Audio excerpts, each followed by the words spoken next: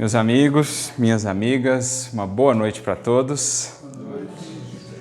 Que Jesus nos abençoe em sua sublime paz, que ofertemos aos mensageiros do mais alto um coração receptivo às ideias e às inspirações pelas quais teremos de trabalhar a fim de que possam frutificar no tempo e no espaço, segundo o nosso empenho e segundo o nosso esforço. Então agradecemos pela oportunidade de estar aqui mais uma vez e esperamos trazer reflexões que possam ser úteis a todos nós, desde o dia de hoje, também passando pela virada do ano, pelo ano que vem e pelos anos que virão, que saibamos recolher esses recursos tão valiosos com um potencial tão grande que o Espiritismo nos traz e deles extrair muitos frutos para a nossa vida. E todo o período de renovação de ciclos do tempo nos remete à reflexão. Creio que todos nós passamos por isso no dia a dia. De um dia para o outro, nós sentimos já esse poder reflexivo que uma noite, por exemplo, tem, o fechamento de um dia, a abertura de um dia novo. O que ontem parecia às vezes tão difícil, incontornável, a ansiedade, a angústia que marcava o nosso coração no dia de ontem, parece que é de algum modo diluído esse estado de espírito quando nós começamos um novo dia.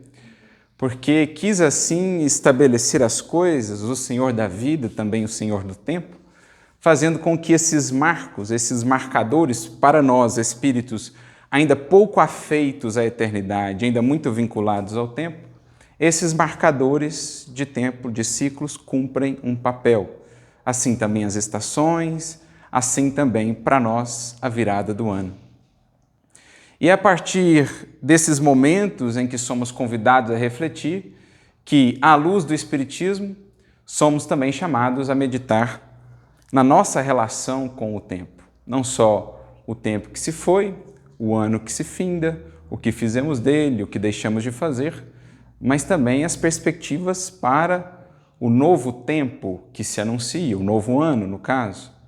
Mas também reflexões mais profundas, não só sobre a passagem do tempo cronológico, mas, de fato, a busca por um novo tempo psicológico, um novo tempo em nós, um tempo mais marcado por elementos qualitativos e não puramente quantitativos. Aliás, essa é uma reflexão muito cara à filosofia, essa distinção entre passagem do tempo cronológica e uma mudança qualitativa do tempo. Os filósofos contemporâneos, por exemplo, poderíamos citar Bergson como um que vai trabalhar essa questão do tempo, convidando-nos a refletir mais sobre a qualidade do tempo do que propriamente a quantidade de tempo.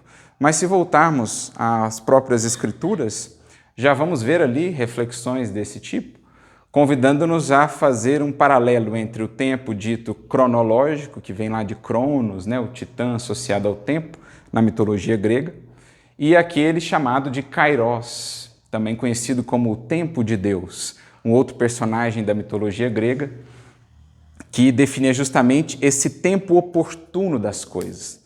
Há um salmo muito conhecido, melhor dizendo, há uma passagem muito conhecida do livro de Eclesiastes que nos diz: há tempo para cada coisa debaixo do céu, há tempo de semear, há tempo de colher, há tempo de sorrir, há tempo de chorar. Então, uma reflexão não só sobre a passagem do tempo, um novo ano que se abre, mais dias que nos são ofertados aqui neste mundo, mas especialmente uma sensibilidade mais acurada para o tempo e a nossa relação com ele, qual o momento oportuno para cada coisa, o que cada tempo, o que cada momento tem a nos ensinar. Então a vida foi estabelecida para nós de tal modo que esses marcadores de tempo cumprem uma função para o espírito encarnado, impelindo, como que intuitivamente, dentro da própria sabedoria da vida, a refletir a sua relação com o tempo e o aproveitamento, melhor dizendo, desse tempo também. E mais do que isso, quando nós entramos na esfera do Evangelho, quando nós entramos na esfera da religiosidade, isto é, da relação da criatura com Deus, o entendimento por parte da criatura acerca das leis morais que presidem o seu destino, nós vamos notando que cada coisa, cada elemento, por mais singelo, na natureza, na vida como ela se estabeleceu, cumpre uma função. Então, nesse sentido, no âmbito religioso, o elemento simbólico das coisas tem uma função muito importante. Mais uma vez, esse é um tema muito caro a muitos estudiosos no âmbito da filosofia, por exemplo, Mircea Eliade, que vai tratar dessa questão do simbólico e da sua importância para a criatura humana no âmbito aí do religioso, da comunhão com o divino, das leis morais, enfim. Então, o simbolismo ele vai transmitir ao espírito que atenta para esses detalhes informações ou convidá-lo a reflexões muito importantes. E nós trazemos isso para a nossa consideração nas reflexões dessa noite, justamente por uma associação que o Espiritismo, especialmente aqui Emmanuel, vai nos fazer compreender entre o que nós estamos vivendo agora, ou estamos para viver há alguns dias, daqui a alguns dias, na passagem do ano, e aquilo que vivemos há alguns dias, no Natal. Então, a proximidade entre esses dois marcos, digamos, da nossa civilização, da nossa tradição, há mais nisso do que ordinariamente talvez possamos compreender ou acessar. Por isso, nós nos recordamos aqui de uma mensagem que está no livro Fonte de Paz. Lá no capítulo de número 22, Emmanuel vai nos convidar a uma reflexão em torno dessas duas datas, ou desses dois marcos, o Natal e o Ano Novo, a virada do ano. E ele começa dizendo assim, olha, a divina sabedoria da vida estabeleceu o Natal do Cristo, o Natal de Jesus, antes da virada do ano. De maneira próxima, uma semana separa esses dois marcos, esses dois eventos. E ao associar, digamos, esse acontecimento, esse fato, à divina sabedoria da vida, Emmanuel já quer nos dizer que há algo por detrás disso, mais do que simplesmente uma eventualidade, um acaso. Nós poderíamos aqui entrar numa longa discussão sobre a data de fato de nascimento de Jesus. A historiografia vai se dedicar a isso, muitos vão fazer ali análises baseando-se em marcos históricos que nós temos, por exemplo, a desencarnação de Herodes, que inclusive foi um dos motivos que nos fez reconsiderar o ano de nascimento de Jesus, chegando à compreensão que ele nasceu em verdade antes daquele ano que foi estabelecido originalmente. Então, Cristo nasceu antes de Cristo, alguns anos, por volta de 4 ou 5 anos antes da data formalmente estabelecida. E a partir de uma série de outras informações, por exemplo, a conversa entre os magos e Herodes, o fato de, nas proximidades ali do fim do reinado de Herodes, termos tido um eclipse, entre outros fatores, eles vão fazer cálculos para tentarem chegar à data, ao mês de fato, em que Jesus nasceu, e muito provavelmente não se deu em dezembro, até pelo fato mais pragmático de os pastores estarem à noite lá nos campos com as ovelhas, o que não seria viável num período de inverno no hemisfério norte, como é o mês de dezembro. Então poderíamos ficar aqui em uma longa discussão a respeito dessa data específica, mas isso não é o mais importante para nós.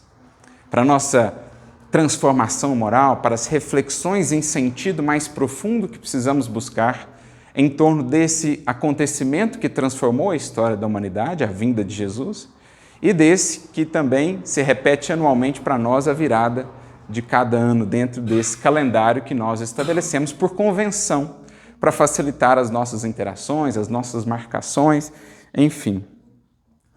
O fato é que o Natal ficou convencionado como sendo uma semana antes dessa passagem do ano.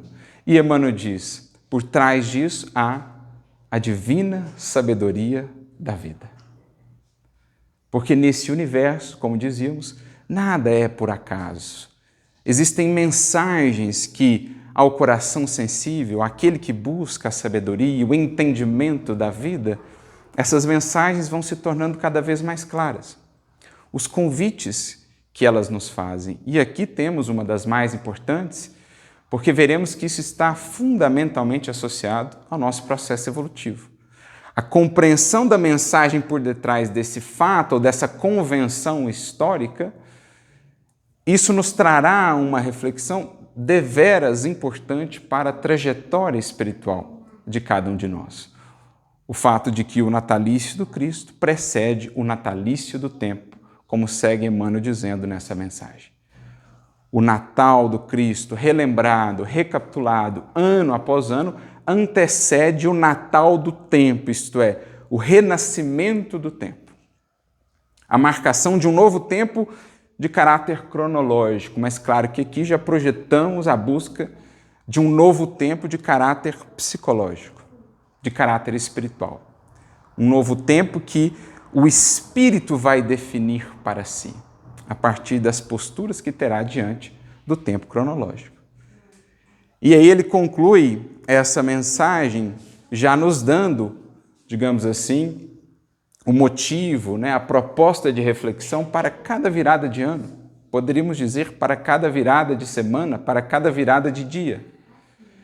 Se o Cristo não nascer e se desenvolver em nós, na manjedoura de nosso coração, em vão, os anos novos se abrirão iluminados para nós. Então, olha o alcance dessa mensagem que Emmanuel está aqui nos trazendo, que a própria divina sabedoria da vida traz ou apresenta a todas as criaturas humanas, ano após ano. Para que, de fato, o tempo para nós se configure como algo novo, como um novo tempo, é preciso que antes reflitamos na relação que temos tido com aquilo que o Cristo representa. Porque sem um aprofundamento de reflexão ou de compromisso com aquilo que o Cristo representa, em vão os anos novos se abrirão iluminados para todos nós. Por quê? Porque então teremos simplesmente a passagem do tempo, passagem cronológica do tempo. Se não houver da parte do Espírito um investimento adequado, um uso mais consciente desse tempo, ele é simplesmente, ou segue sendo simplesmente a passagem do tempo. Um novo ano, mas não uma nova vida. Não um novo tempo de fato, no modo de viver e de considerar a vida para o Espírito, que é o usufrutuário do tempo. Talento divino a nós ofertado, mas que é preciso saibamos devidamente aplicar. Então essa é a grande mensagem que a vida estabelece para as nossas sociedades, para os que aqui estamos vinculados ao planeta Terra, em convencionando esse nascimento de Jesus como sendo comemorado logo antes do renascimento do tempo. Como a nos dizer que é preciso, antes de mais nada, reforçar esse compromisso com Jesus para que o tempo adquira para nós outros uma outra condição, uma outra qualidade, de fato, seja um novo tempo, não só renovação de cenários exteriores, mas transformação de vida íntima, renovação interior. E como dizíamos, à luz do Espiritismo, isso faz todo sentido, porque o Espiritismo descortina para nós o que é a dinâmica evolutiva de todos os espíritos, demonstrando como se dá o processo pelas vias da reencarnação, das experiências vividas na matéria ou fora dela, mas que só representarão progresso de fato para o espírito se ele souber servir-se desse, digamos, recurso que lhe é ofertado, o tempo, de maneira adequada. Se ele não interagir com o tempo, ele vai simplesmente passando pelo tempo, ou o tempo por ele, sem que ele se engrandeça com o auxílio do tempo. O tempo vai, ao mesmo tempo que lhe dá possibilidades, lhe toma, se ele vive única e exclusivamente para aquilo que está sujeito ao domínio do tempo. Então, o espírito que vive só para a matéria, da mesma maneira que o tempo lhe dá as coisas, lhe toma tudo que lhe deu. Ele pode reencarnar N vezes, tudo que ele constrói, o tempo leva. Tudo que ele constrói, o tempo leva. Porque ele ainda não entendeu a dinâmica de relação com o tempo que se nos pede. O tempo só valida, só certifica, dirá-nos Emmanuel, aquilo que ele ajuda a construir. Mas aquilo também que não é mais do domínio do tempo, ou não está sujeito à destruição pelo tempo. Aquilo que transcende o tempo, aquilo que entra no domínio da eternidade, da imortalidade. Aí entramos no domínio dos valores espirituais, que o tempo só pode aperfeiçoar. O tempo só pode melhorar aquilo que é do domínio do espírito, da imortalidade. Por isso nós temos um símbolo muito presente no Evangelho, nos Evangelhos, nas Escrituras de um modo geral e também no Espiritismo, que é o símbolo da videira ou do vinho. Por que isso é um símbolo tão presente? Temos lá a parábola dos trabalhadores da vinha, temos João 15, um capítulo muito bonito em que Jesus se compara à videira verdadeira, dizendo-nos que só vinculados a essa videira, só nutridos por essa seiva, é que haveríamos de produzir de fato. E que longe dessa videira, seríamos convidados a novos recomeços sempre, porque numa produção ilusória, apartada daquilo que é real ou duradouro. Qual que é o símbolo, então, que está por detrás disso? Então, imaginemos os sábios daquela época no seu intuito de educar as pessoas quanto às questões transcendentes, aquilo que vai além da matéria, aquilo que sobrevive à matéria. Então, tudo que eles olhavam ao seu redor de natureza material estava muito sujeito à passagem do tempo. O corpo está sujeito à passagem do tempo, as construções estão sujeitas à passagem do tempo, as fortunas, enfim, tudo que diz respeito à matéria era, pelo tempo, deteriorado. Era, pelo tempo, consumido. No entanto, existia um elemento interessante que, com o passar do tempo, se tornava cada vez melhor. Justamente o vinho. Quanto mais passa o tempo, mais o vinho se qualifica, mais saboroso ele se torna, mais ele se aprimora. De maneira que isso então foi transportado para uma reflexão espiritual e o vinho adquire essa conotação, esse simbolismo do espírito e das questões que dizem respeito ao espírito. Entendemos agora porque em Prolegômenos de O Livro dos Espíritos nós temos o desenho de uma cepa, de uma videira, porque é o elemento por excelência do espírito, aquilo que transcende o tempo, aquilo que não está tão sujeito ao domínio do tempo. Então essa é a ideia que está ali por detrás e é o que o Espiritismo vai tornar ainda mais claro para nós, mostrando-nos o grande quadro da evolução em que o tempo é visto como o quê? Como um campo, onde o espírito há de colher aquilo que nesse campo semear. Os espíritos também vão nos dizer que é como se ele fosse um rio que nos traz de volta aquilo que a ele lançamos, ou a maré.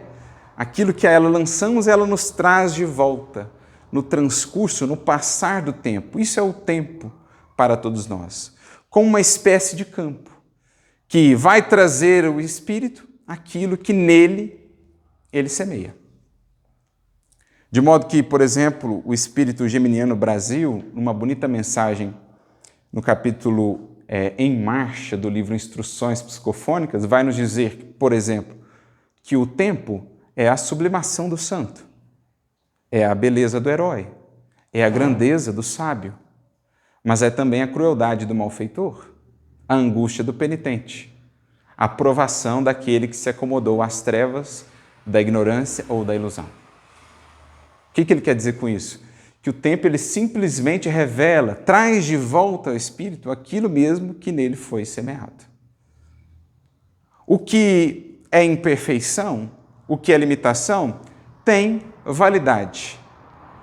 Também será pelo tempo transformado. Agora, aquilo que diz respeito às aquisições do espírito, isso, dali para frente, é eterno. Só pode, pelo tempo, ser aprimorado. Mas é importantíssimo entendermos, então, a importância de sabermos interagir com o tempo qualitativamente, lançando as sementes devidas no tempo para colhermos em imortalidade, para colhermos no domínio da eternidade, daquilo que não está suscetível mais ao tempo. Essa é a visão de evolução que o Espiritismo nos demonstrará. sem que o Espírito tome parte ativa na escolha das sementes lançadas no tempo, ele de alguma maneira estará semeando alguma coisa. Porque mesmo aquele que se entrega à inércia, mesmo aquele que se entrega à acomodação, ele está semeando espinheiros, urticárias a colher amanhã. Mas é preciso meditar nas sementes que lançamos no tempo, vislumbrando o que ele nos trará mais adiante. Porque passar pelo tempo apenas, podemos ficar encarnações incontáveis fazendo isso, sem que necessariamente alcancemos uma vida nova. Novos patamares de compreensão, de sentimento, de vida abundante. Para isso, é preciso, e aí voltamos ao símbolo do início, que o compromisso com o Cristo em nós renasça, amplie-se cada vez mais, para que toda nova parcela de tempo que viemos a receber leve-nos, de fato, a uma vida melhor, a uma vida mais sublimada, a uma vida mais abundante, como nos diz Jesus. Então a gente vê isso, por exemplo, naquela fala de Jesus, no conhecido diálogo com Nicodemos, registrado no capítulo 3 do Evangelho de João. Ali eles falam sobre a questão da reencarnação e da evolução em si, expressa ali no termo reino de Deus. Então, em determinado momento, ele fala assim para Nicodemos: olha, ninguém verá o reino de Deus se não nascer de novo. Essa é uma primeira camada de entendimento. É bonito notar, especialmente o Evangelho de João, ele tem essa característica. O Cristo ele vai pondo camadas. Então ele traz o ensinamento numa primeira camada, ele até repete de novo, às vezes, algo muito similar numa outra camada, mas aprofundando um pouco mais. Então ele diz primeiro, ninguém poderá ver o reino de Deus se não nascer de novo. E com isso ele está expressando uma lei da vida, a reencarnação. Por mais que ao longo dos séculos temos dado aí muitas interpretações para fugir à reencarnação, ali está expressa a lei da reencarnação. Essa jornada do ser, indo e vindo, retornando quantas vezes se façam necessárias, é parte inerente do processo de aquisição de consciência, que é o ver o reino de Deus. Eu começo a adquirir consciência do que é o propósito. Eu começo a ver esse reino e a entender que ele é a meta da vida. Essa comunhão sublime com o divino, esse alçar-se do espírito às esferas superiores, esse adquirir essa aquisição de sabedoria, de consciência, isso é começar a vislumbrar o reino. Mas Jesus, na camada seguinte, acrescenta: ninguém pode entrar no reino de Deus se não nascer da água e do Espírito. Então ele volta ao mesmo tema, mas agora aprofunda mais. Olha, o reencarnar por si não garante a entrada no reino. Garante a abertura de horizontes, porque você vai reencarnando tanto, e aí você vai se frustrando com a matéria. Você vem numa encarnação, vive só para a matéria, desencarna, frustra com a perda de tudo. Volta numa outra encarnação, de novo, vive tudo para a matéria. E aí, uma hora você vai exaurindo da matéria. Uma hora você vai falando, isso aqui não está dando certo. Eu estou andando em círculos. Aí você começa a ver algo diferente da matéria. Aí começa a ver o reino de Deus. Mas aí Jesus ele quebra a reflexão no nível mais profundo, apresentando duas dimensões desse nascer de novo. Ninguém pode entrar, agora é entrar no reino, se não nascer da água e se não nascer do Espírito. Então, nascer da água é o determinismo da lei de reencarnação. Todo espírito, quer acredite ou não, quer queira ou não, há de voltar a este plano material, ali representado pela água. Em muitos momentos no Evangelho, a água representa a encarnação, a vida na matéria, que é mantida essencialmente pela água. O corpo nosso, sua constituição, majoritariamente, a água. Ao voltarmos em uma nova encarnação, mergulhamos ali na placenta, ali no útero, mergulhamos numa piscina de água. Então a água ela tem essa representação. Mas Jesus fala, olha, isso é uma parte do processo. Eu preciso da segunda parte, que é nascer do Espírito. E o nascer do Espírito é justamente fazer com que a reencarnação não seja mais apenas a passagem do tempo, mas um tempo que é semeado com o Cristo, com o que ele representa. Então, um tempo que será semeado com esforço, com suor, com estudo, com oração, com trabalho, com serviço, com autoconhecimento. Isso é nascer do Espírito. Isso é, do tempo, nos projetarmos à imortalidade. Atuando no cenário do tempo, construímos para aquilo que está além dele, além desta encarnação, além daquilo que o túmulo reterá. O túmulo não deixará passar. O que nós construímos para além disso é o nascer do Espírito. Então essa é a perspectiva que nos está sendo apresentada por esse simples fato, se soubermos chegar ao âmago do seu simbolismo. Cristo nasce antes do tempo. Em outras palavras, que haja mais e cada vez mais presença do Cristo em você, para que de fato o tempo se renove. Para que de fato você faça da sementeira no tempo colheita na imortalidade. Para que de fato você se configure agora onde está, dentro das condições apresentadas pela matéria, pela vida na matéria, você se configure num núcleo, num ponto de renovação, de construção de um novo tempo. Primeiro para si, para você mesmo, como também para as vidas ao seu redor.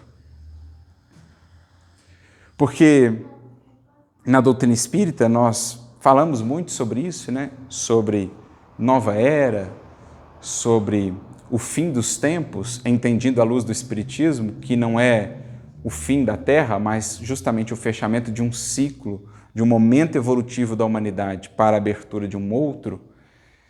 E o Espiritismo vai nos trazer uma compreensão tão mais profunda sobre isso, dizendo que, olha, esse novo tempo começa em cada criatura. E essa criatura, a partir do momento que ela começa a se orientar e a viver conforme os moldes, os princípios, os valores que ela recebeu do Cristo, ela começa a construir para si um novo tempo, de fato, um divisor de águas.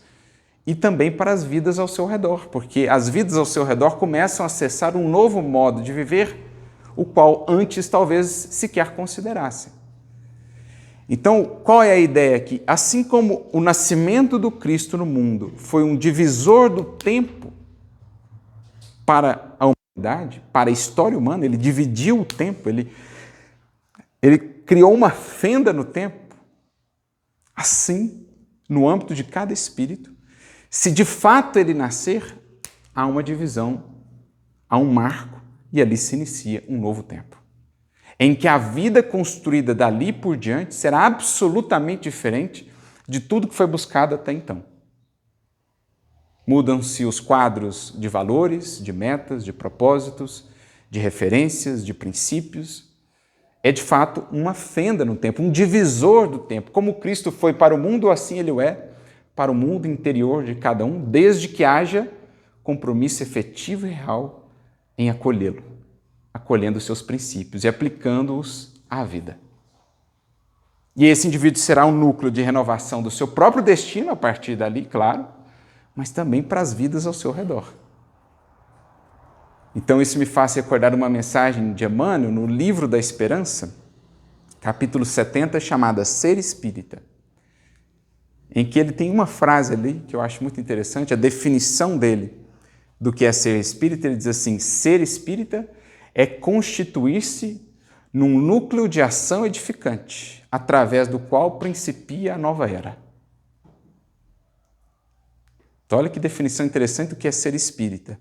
Daquele que vive de conformidade ou a partir da compreensão que o Espiritismo lhe traz. Claro, também do Evangelho, à luz do Espiritismo.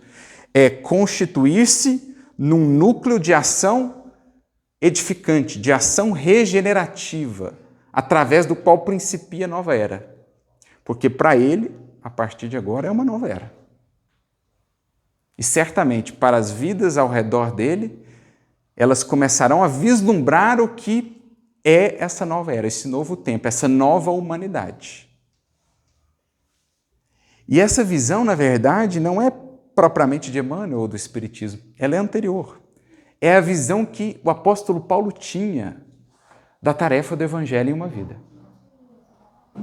Se pensarmos no nascimento de fato do Cristo em um coração, o coração que ofereceu-se qual uma manjedoura para recebê-lo, ali inaugura-se um novo tempo para aquele Espírito.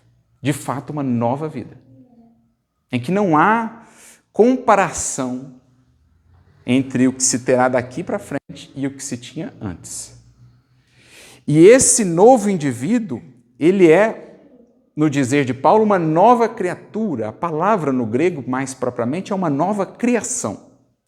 É como se o mundo começasse de novo ali naquela pessoa, mas um mundo diferente do mundo que temos agora. Então, na segunda carta de Paulo aos Coríntios, capítulo 5, versículo 17, ele diz assim: se alguém está em Cristo, nova criatura é. Como eu disse, a palavra pode ser também traduzida como criação.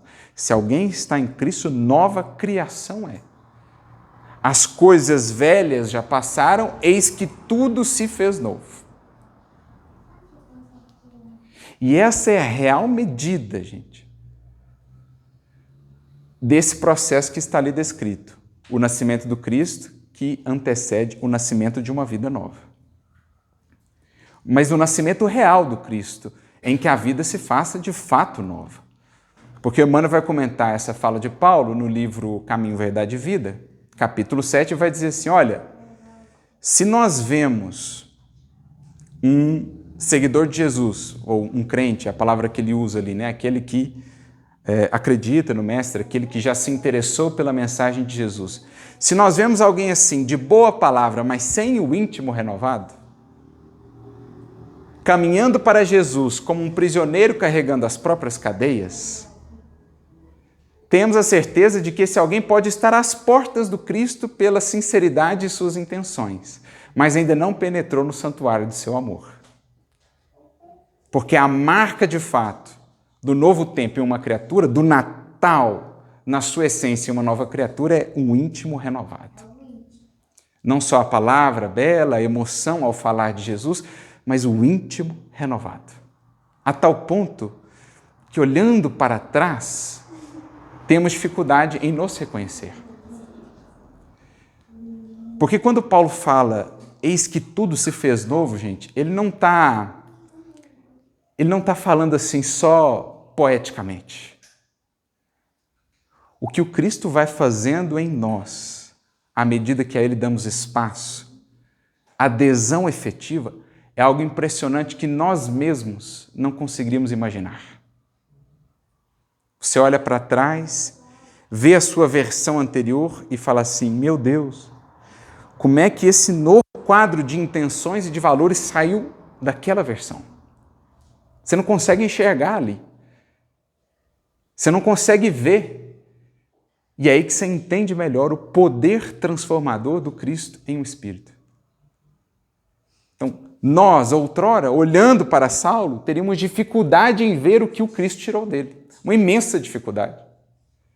Você falar assim, um indivíduo fanatizado, um indivíduo naquele misto de orgulho, de revolta, de raiva.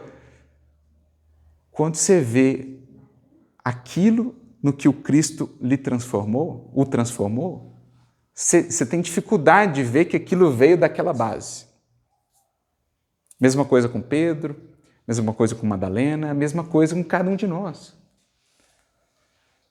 Porque ele tira de nós processos de renovação, mudanças de sentimento que nós não concebíamos àqueles tempos. Mesmo hoje temos dificuldade de ver. Da mesma forma que ele prepara para nós coisas que nós sequer consideramos agora a possibilidade.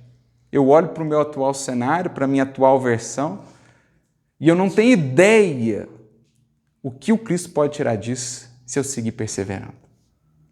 Se eu seguir dando a Ele espaço em mim, condução, a governança íntima da minha vida.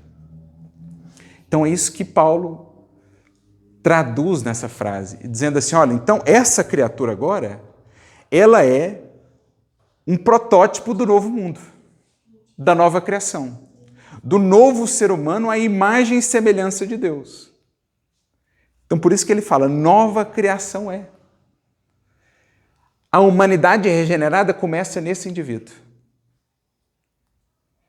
Primeiro porque ele, em si, vai sentindo a vida em perspectivas completamente diferentes, né? Em termos de buscas, em termos de valores, como também ele vai abrindo horizontes para as pessoas que sequer consideravam aquilo. Então, recentemente eu estava vendo um documentário sobre o Chico, e a gente vai conhecendo mais a fundo aquela vida, por mais que nós mergulhemos, né, naquela vida, convivamos com seus livros, com as histórias, não nos cansamos de nos impressionar com a profundidade daquela entrega.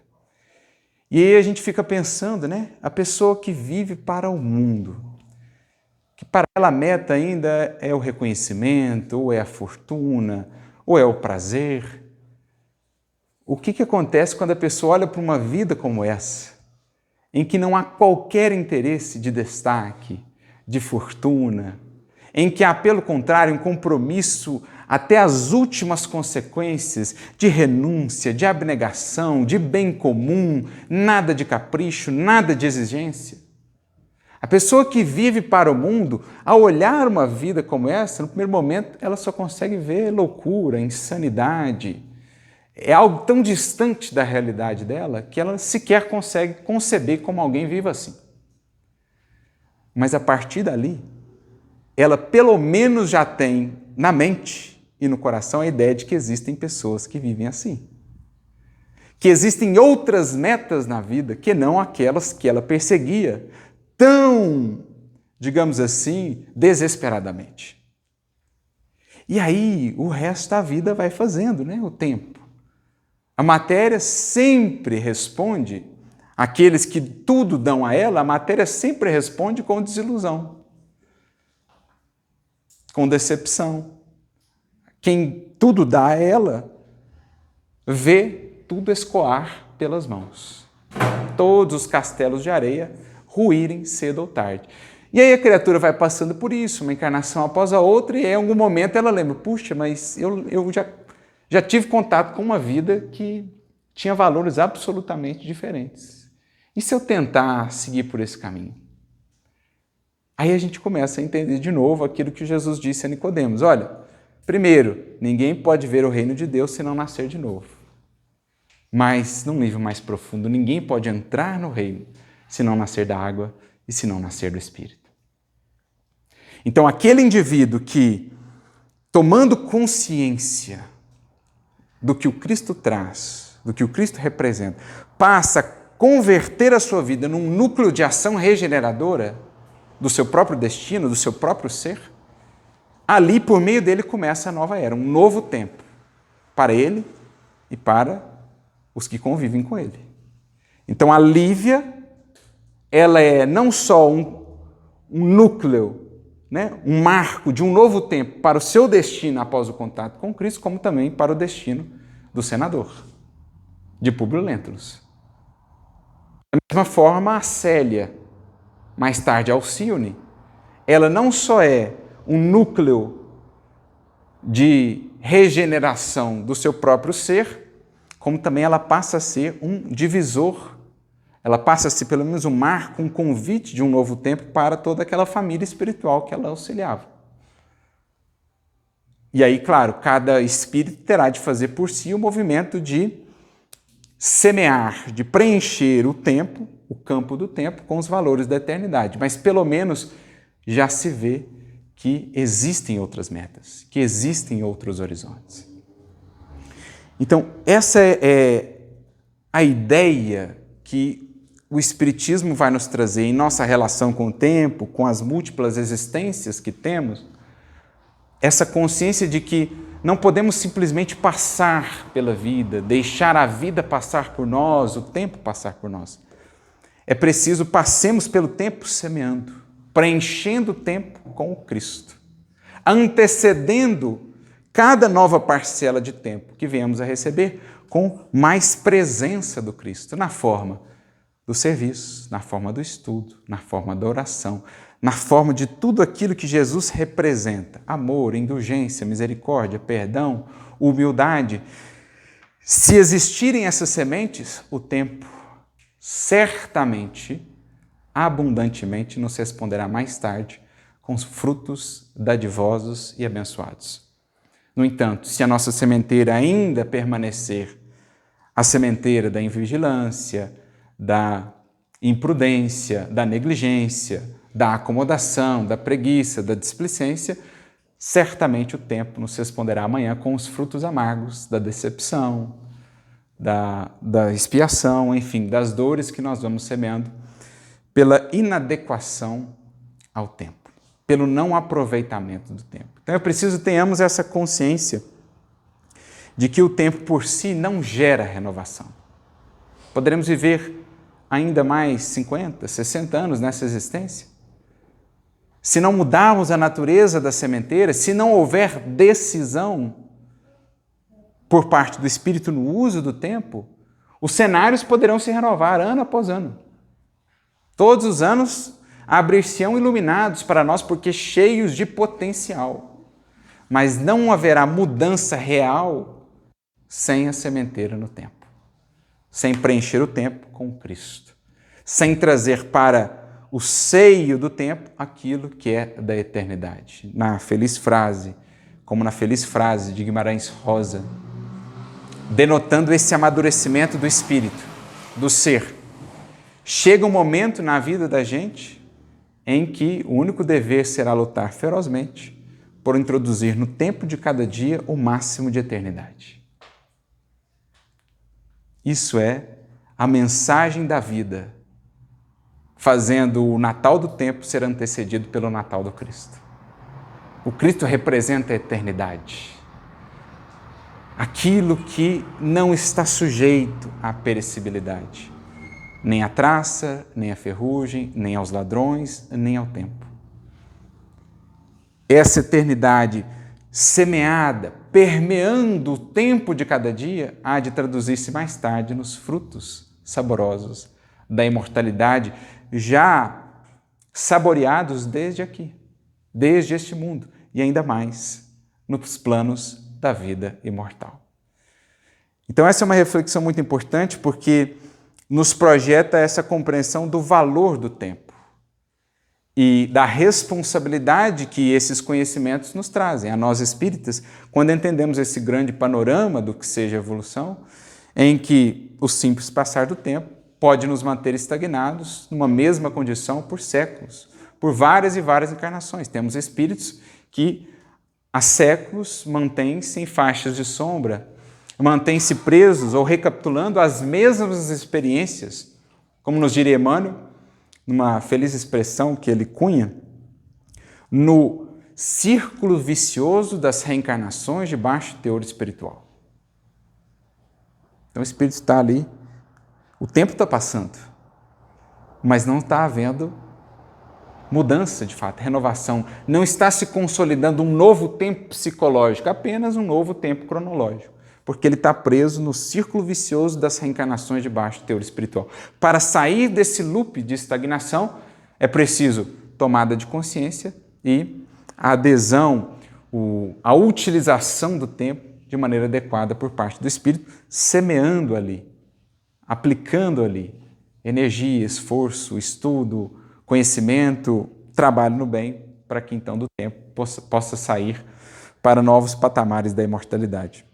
E pensando nisso, me recordei de uma bonita mensagem do nosso querido Emmanuel, na verdade uma espécie de oração em que ele vai tratar justamente disso. Mensagem essa que está, mais uma vez, no livro Instruções Psicofônicas, no capítulo chamado Divino Amigo, Vem. Vem, exclamação aqui. Então, uma espécie de rogativa, né? Uma oração, um poema-oração que Emmanuel traz.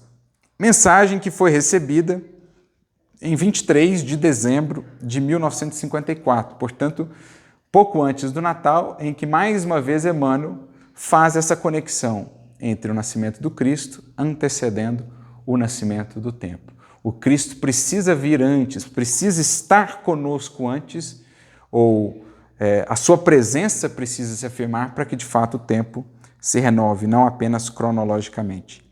Então ele diz assim: Senhor, tu que nos deste o tempo, o sábio condutor de nossos destinos, faze-nos entender a bênção dos minutos, a fim de não perdermos o tesouro dos séculos.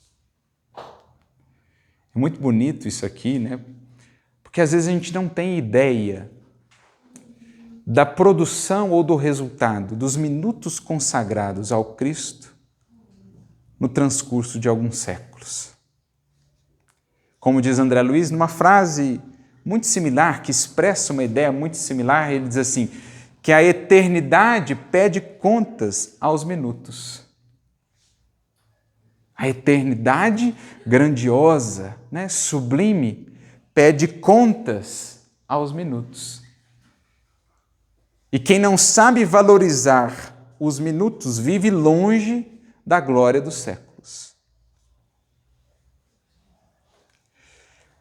Então hoje, talvez, a nossa convivência com Jesus seja diminuta. Não é ainda integral, o dia inteiro o pensamento vinculado ao pensamento de Jesus. Mas começa consagrando a Ele 5 minutos que sejam do seu dia. Daqui a pouco serão 15, meia hora. No esforço do estudo, da comunhão que você vai criando com a mente de Jesus. A vinculação do seu coração ao coração de Jesus, à medida que você vai se harmonizando com esse novo sentir, à medida que você vai criando uma sintonia cada vez mais fina do seu pensar com o pensar de Jesus, vai se estreitando essa convivência. E aí, o que antes eram 5 minutos, daqui a pouco será meia hora, daqui a pouco será 1 hora, daqui a pouco a presença do Cristo no seu dia será muito mais viva e marcante. Porque não falamos aqui só do momento no centro espírita ou do momento em que propriamente estamos lendo o Evangelho, não. Daqui a pouco você vai sentir o Cristo presente consigo lá no trabalho profissional. Quando, por exemplo, alguém chegou num determinado dia ao trabalho desanimado, desalentado ou muito amargo perante a vida, e aí você sente, de repente, um sentimento diferente em relação àquela pessoa. Porque já não é mais só você sentindo. Você sente que o Cristo começa a sentir por meio do seu coração. E onde antes talvez faltasse compreensão ou compaixão, agora ela começa a surgir. Há mais docilidade, há mais sensibilidade. Você passa a olhar para aquela criatura de maneira diferente. Onde antes existia impaciência, agora começa a existir mais paciência e compreensão. O que é isso? É a presença do Cristo ampliando-se em você. Já não é mais só você quem interage com aquela pessoa, é também algo do Cristo em você que interage também com ela. Porque essa é a grande jornada, não é? De todo discípulo de Jesus. Fazê-lo cada vez mais presente a tal ponto que um dia possamos dizer, já não sou mais eu quem vive apenas. Vivemos juntos agora, eu e Ele, o Cristo em mim. E essa é a ideia do apóstolo. O que é o apóstolo? O enviado. Naquele contexto de outrora, o apóstolo era, por exemplo, o mensageiro que ia à frente, o representante do rei que o anunciava a um determinado local que ele iria visitar. Então, o visitante tinha uma tal autoridade, uma tal relação com o rei que poderia representá-lo diretamente. Só que esse termo foi trazido para o contexto do Evangelho e expressava que, ou quem, aqueles que possuem uma tal relação com Cristo, que onde estavam era como se o Cristo ali estivesse. Tal a presença do Cristo neles. Então assim é a nossa jornada. Por hora, damos a Ele 5 minutos do nosso dia, mas labutamos e labutamos, daremos a Ele 30 minutos, até que um dia a nossa mente e o nosso coração estejam a Ele integralmente ofertados. Mas isso começou com os minutos, até que esses minutos se convertessem num dia, até que os dias se convertam na eternidade, de comunhão entre o discípulo e o mestre. Tudo, no entanto, começa com os minutos. Como toda grande floresta começou com as mais singelas sementes, toda bela sinfonia começa com as mais elementares notas, toda grande obra, livro da humanidade começou com as primeiras frases. Aprendamos a dedicar mais minutos do nosso dia ao pensamento e ao sentimento do Cristo e veremos Ele cada vez mais presente em nós. Como diria Emmanuel, certa feita indagado sobre o seu conhecimento do Evangelho, ele, um espírito tão ocupado, tantas frentes de trabalho, como poderia saber tanto?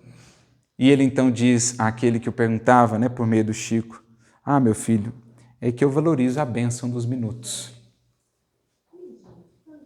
A bênção dos minutos entregues ao Cristo no transcurso de séculos. É isso que ele começa dizendo.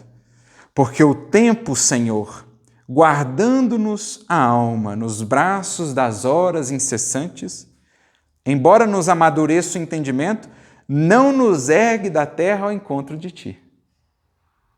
O que o Emmanuel está falando aqui? Exatamente o que Jesus disse, lá no diálogo com Nicodemos. Aquele que nasce de novo vai começando a ver o reino de Deus. Amadurece o entendimento, mas não nos ergue da terra ao encontro de Ti. A passagem do tempo por si não nos ergue da terra ao encontro do Cristo.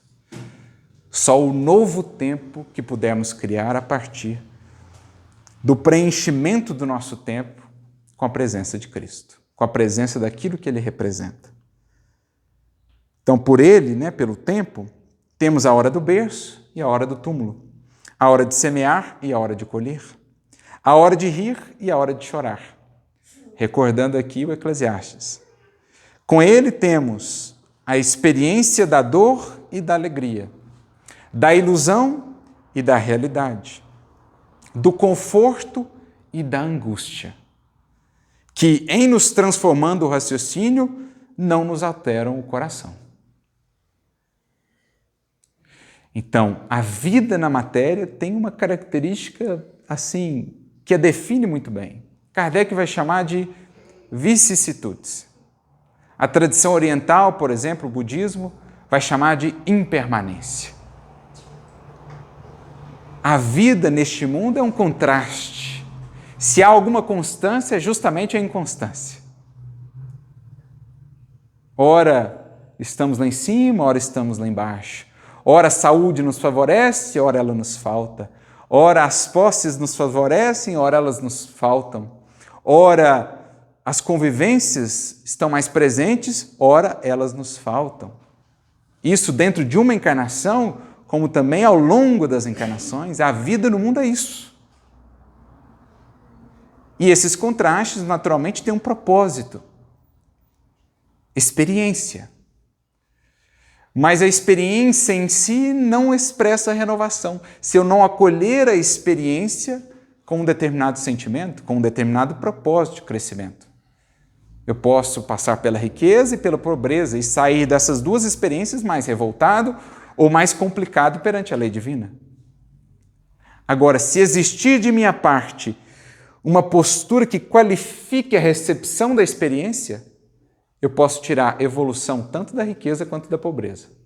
Percebem a diferença? Um espírito pode passar pela riqueza e pela pobreza e sair delas sem qualquer amadurecimento de fato, evolução de fato, a depender da postura com que as recebe. Se eu recebo, por exemplo, a pobreza com revolta, dificilmente eu extrairei dela aquilo que ela vem me ensinar, a paciência, a resignação. Se eu recebo a riqueza com soberba, dificilmente eu extrairei dela aquilo que ela vem me ensinar, a abnegação, o convite ao bem comum. Agora, se ao passar pelas experiências, eu já for em busca delas com a presença do Cristo em mim, isto é, com humildade, com renúncia, eu tanto conseguirei extrair da pobreza quanto da riqueza crescimento. Porque na pobreza conseguirei desenvolver paciência, resignação, e na riqueza a abnegação, o autocontrole, caridade.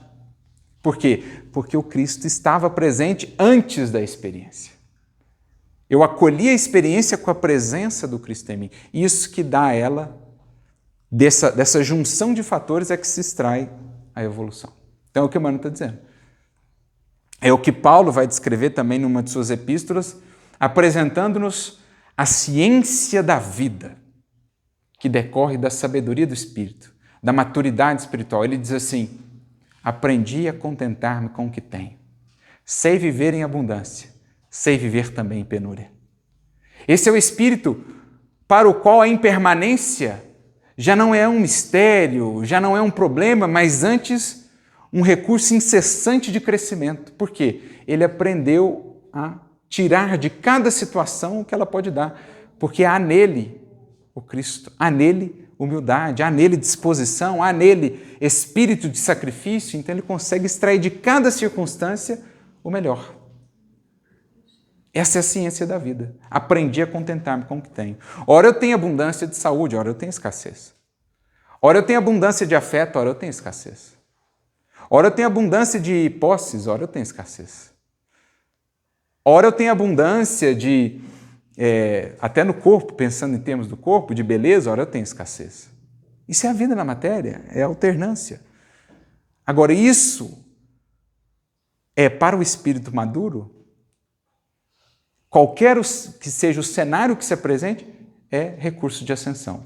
Para o espírito que ainda não acolheu o Cristo em si, a experiência passa e passa, muda, se renova, mas ele está sempre patinando nas mesmas questões.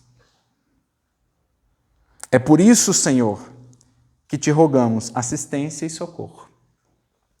Ajuda-nos a cooperar com os dias, para que os dias colaborem conosco. Ensina-nos a buscar a hora de buscar-te, no respeito aos teus desígnios, no trabalho bem vivido, no estudo de tuas leis, no serviço aos semelhantes, na contemplação de tua grandeza e na ação constante do bem. Então, só buscando-o antes é que estaremos cooperando com os dias, para que os dias cooperem conosco. Livra-nos da inércia, porque sem a tua bênção, a ronda dos milênios é só repetição, prova e monotonia. Sem o Cristo cada vez mais vivo e expresso em nós, o passar do tempo é só repetição, monotonia, incômodo, desânimo. É ver tudo caminhando para a destruição.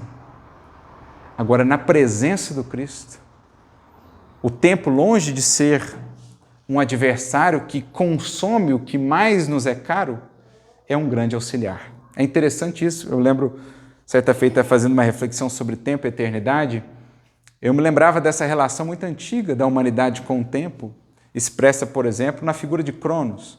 Vocês já puderam ver as pinturas que nós temos de Cronos, que era o titã ali do tempo, né? E Cronos era representado como aquele que engole os próprios filhos. Então você vê uma pintura de Cronos, você vai ver ele consumindo os próprios filhos. E o que é a ideia, então? O tempo consome tudo aquilo que ele mesmo cria aqui, né? Aquilo que ele mesmo gera. Mas isso dentro de uma perspectiva material. Para quem vive para a matéria, o tempo de fato consome tudo aquilo que ele gera. Mas quem vive para o espírito, ao contrário. O tempo não é visto mais como um adversário. Ele consome aquilo que é peso desnecessário, aquilo que, ora, temos, mas amanhã precisaremos deixar. Mas, quando analisamos a vida pela perspectiva do espírito, o tempo só pode melhorar as coisas. Só pode aprimorar aquilo que tem valor real. Isso é que o espírito consciente percebe. O tempo não é mais o adversário, aquele monstro que tudo consome. Ah, a minha juventude, ah, as minhas posses, ah, os entes queridos que já se foram. Aquela sensação de melancolia, aquela sensação de que o tempo vai tragando tudo, como um vórtice. Isso para quem vive para a matéria. Para o espírito, não. O tempo é o seu auxiliar. O tempo é o grande filtro que nos ajuda a pensar, meu filho, isso eu levo, portanto não dê tanto valor a isso. Agora, isso eu não posso levar.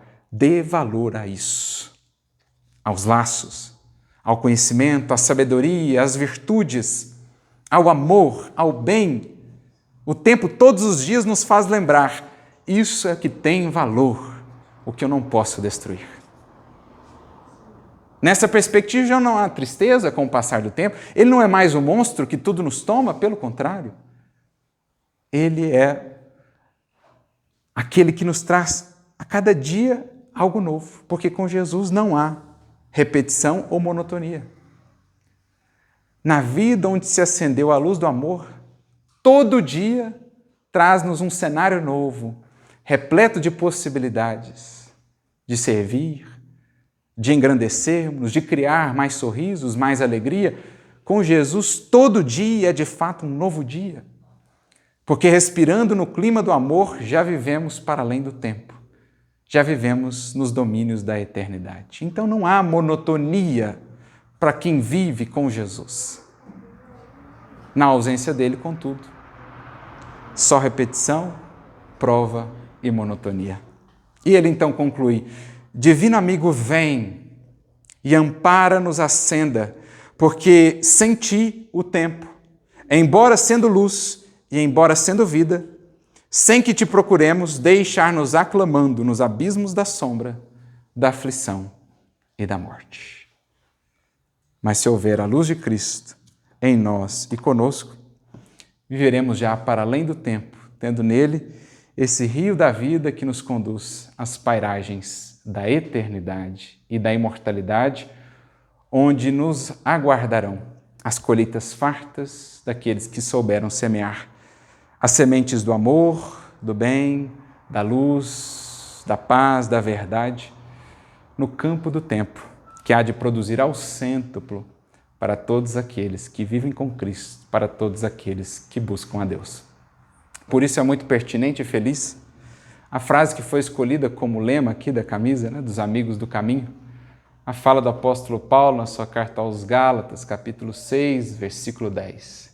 Enquanto temos tempo, façamos o bem a todos. Porque preenchendo o tempo com aquilo que o tempo não pode destruir, haveremos de encontrar nas pairagens da imortalidade a colheita farta e abençoada que nos espera com o Cristo de Deus. A todos, portanto, um feliz novo ano dentro dessa compreensão, mais presença do Cristo, para que de fato tenhamos um novo ano, um novo tempo. Muita luz a todos.